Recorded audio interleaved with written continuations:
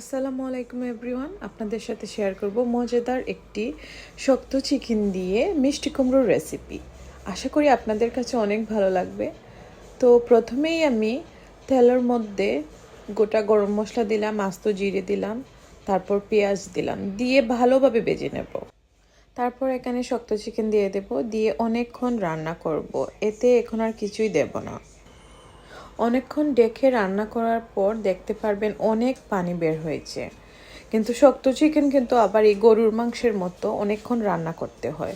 কিছু সময় পর দিয়ে দেব আদা রসুনের পেস্ট, দিয়ে কিন্তু ডেকে আবার রান্না করব 10 মিনিটের মতো। আমি কিন্তু এখনও এতে পানি অ্যাড করি নাই, করবো না। এভাবে শুকনো শুকনো করব। চিকেনের পানিটা যখন একটু শুকিয়ে আসবে তখনই আমি সব ধরনের পাউডার মশলাগুলো পরিমাণ মতো দিয়ে দেব। পাউডার মশলাগুলো দিয়ে অনেকক্ষণ মশলাটা ভালোভাবে ভাজতে হবে। মশলাটা ভালোভাবে কষানোর পর এখানে আমি কিছু গরম পানি অ্যাড করব। তারপর রান্না করব আরও আধা ঘন্টার মতো। এ পর্যায়ে এসে মাংসটা নরম হয়ে যাবে, তারপর দিয়ে দেব মিষ্টি কুমড়ো। তারপর এখানে ঝোলের জন্য গরম পানি দিয়ে দেব, দিয়ে ডেকে আরও 20 মিনিটের মতো রান্না করে নেব। এই তো রান্নাটা হয়ে গেছে। কোরিয়ান্ডার দিয়ে রান্নাটা শেষ করে নিলাম।